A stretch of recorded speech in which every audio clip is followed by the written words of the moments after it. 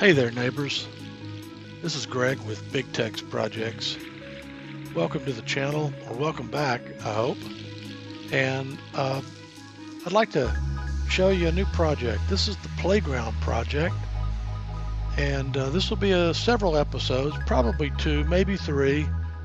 And I'll show you how I put together this playground project for my grandkids. It was a pretty good undertaking, and I think you'll enjoy the phases of how we put this together.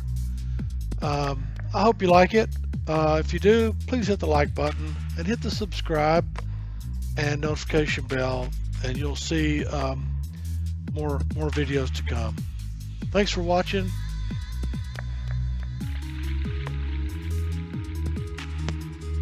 Hey neighbors.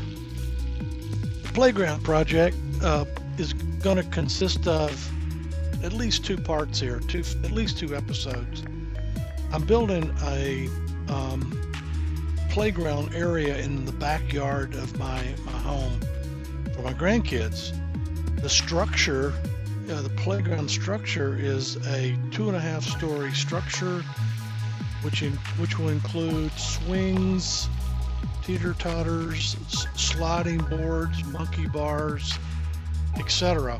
That whole structure needs to sit on a level base area.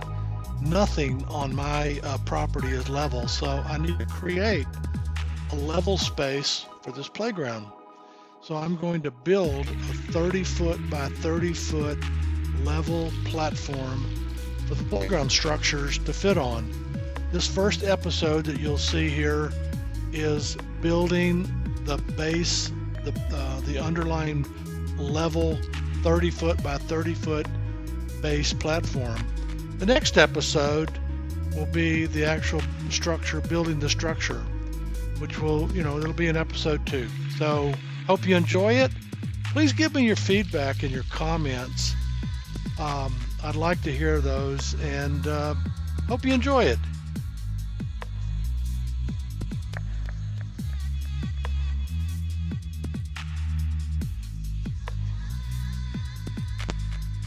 Hey, the 30-foot by 30-foot area where I'm going to build the playground, the elevation drop is about 4-foot elevation drop. So in order to create a level space, I need to fill in that 4-foot elevation drop in my backyard.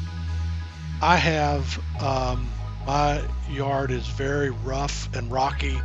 So over the course of a few years, I've dug up and cleared out limestone and rock on my property and piled it up on the side of my property. I'm using that rubble rock to fill in that 4-foot drop in my backyard, and then I'm going to cover it with dirt. And you'll see here in the next few photographs how we go about creating that level space.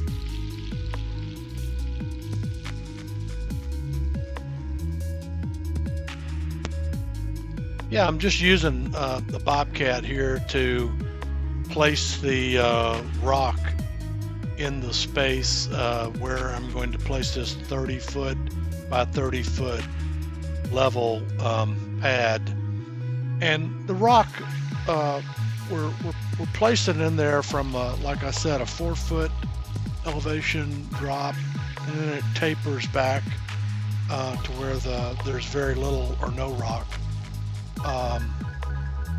and you'll see that as we move forward here. We placed more and more rock in this area. I have it staked out so that we can see exactly where we're going. I probably had at least 5 big loads of dirt brought. That's probably 12 to 14 yard loads there in those dump trucks, and this is fill dirt, what I call fill dirt, not top grade, topsoil. It's fill dirt. But we brought this in, and it's being dumped in one part of my property there, and I'm using the Bobcat to just go get it and bring it. And you can see here we're starting to cover the rock now. Again, this whole area is staked out. The 30 foot by 30 foot area is staked out, so it's easy for us to see where we need to place rock and where we need to place dirt. I've got string, you can't quite see it in here, but I've pulled a string with a string level on it to make sure I've got the right elevation. But you can see how we're starting to build up that platform now. So it's moving along. Another load of dirt, and we'll be through here in just a few minutes and placing dirt on it. And then we, worked the dirt, leveled it, raked it, and got it just about where we needed it. It worked out pretty well.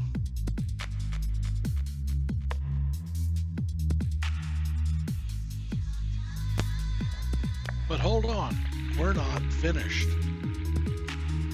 We've got the rock laid down as a filler. We put dirt on top, leveled it into our 30 foot by 30 foot pad, but we're not finished. We're going to add a border to it. We're going to put some weed block down on the dirt, and we're going to cover it with a cedar mulch. So hold on, we've still got more to go. And one of the things that I did was, in the back of my property, I had a bunch of cedar trees that needed to be cut and trimmed. I did that, cut them. They were piled up down in the back of my property. We used the Bobcat with a big claw attachment to go down into that area and pick up all the cedar branches that were down there, brought them up to the front, close to the playground platform, and I got a rented industrial strength chipper mulcher, and I mulched up and chipped up all of that cedar into a nice fine cedar mulch, and then place that on the platform, spread it nice and evenly, and again, I had a border. My border is a 4x6 timber, treated, because it's going to be on the ground. 4x6 timber border with a 2x6 on top. So the 4x6 was sitting long ways up, and the 2x6 was sitting like a platform on top of it. You can, if you kind of look closely, you can see I half lap cut the 4x6s to join them together. Use nice big 3 or 4 inch screws that I put through there, and then to hold the timbers in place, I drilled holes through the 4x6 and drove a rebar, piece of about 2 foot piece of rebar into the ground to hold the 4x6 in place. And then of course covered that with the top 2x6. The final playground platform, leveled, bordered, mulched. Actually, in the foreground of this picture, you can see the 2x6s. They're not, I haven't actually put them all the way around on top of the 4x6 perimeter, but I'm working my way toward that. Hey, we're not finished. Next up in the next episode will be the actual build of the playground equipment. So please stand by, and I do welcome your comments and your feedback.